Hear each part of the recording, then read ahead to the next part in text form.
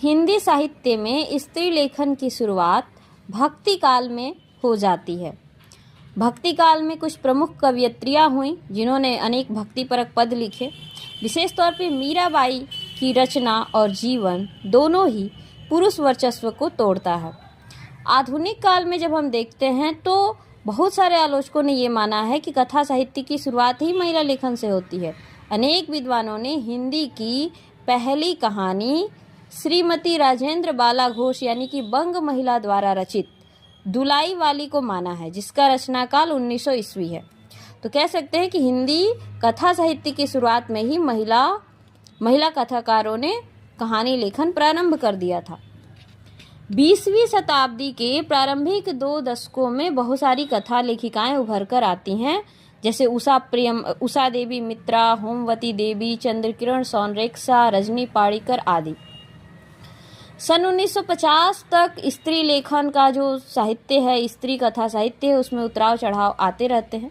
सन 1950 में महादेवी वर्मा की एक प्रसिद्ध पुस्तक श्रृंखला की कड़ियाँ आती है, जिसको हम स्त्री चेतना या स्त्री विमर्श की एक प्रमुख पुस्तक भी कह सकते हैं, जो कि निबंधात्मक है।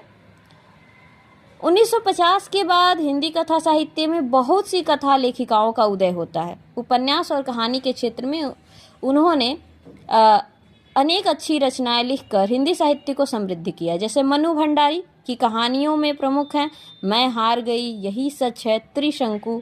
उनके उपन्यास, उनका सुप्रसिद्ध उपन्यास आपका बंटी।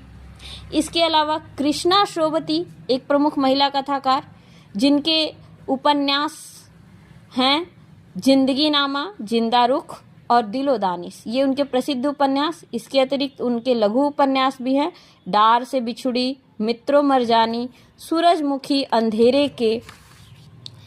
इसके अतिरिक्त उषा प्रियंबदा की कहानी, प्रसिद्ध कहानी वापसी, उनका उपन्यास रुकोगी नहीं राधिका।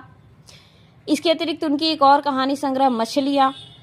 मृदुला गर्ग के 3 प्रमुख उपन्यास उसके हिस्से की धूप, चितकोबरा, मैं और मैं, ये उषा प्रियंबदा के प्रमुख उपन्यास। इसके अतिरिक्त हिंदी साहित्य में और भी लेखिकाएं अपना लेखन कार्य कर रही हैं और अपना उल्लेखनीय योगदान दे रही हैं, जैसे कि सूर्यबाला, ममता कालिया, शिवानी, राजी सेठ, मंजुल भगत, कृष्णा अग्निहोत्री, चंद्रकिरण सोनरेखा, दीप्ति खंडेलवाल, सुनीता जैन, मृणाल पांडे, नासिरा शर्मा, मेहरू निशा परवेज, सोमवीरा आदि अनेक लेखिकाएं सक्रिय